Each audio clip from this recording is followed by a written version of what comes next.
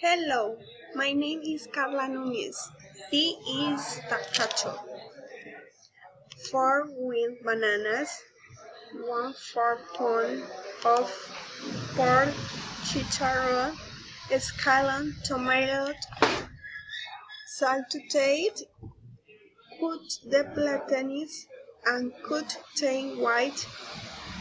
Peel white with 1 tablespoon of olive oil for 25 to 30 minutes. Separately fry the pork 1 over medium heat till obtain the batter. This filling, chop the onion and tomato and thin fry thin of pain leather better.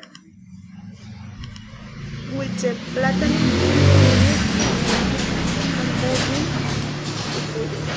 gradually add to take pork wine in small pies and the tomato and onion stew to teeth until you get a measured mouse.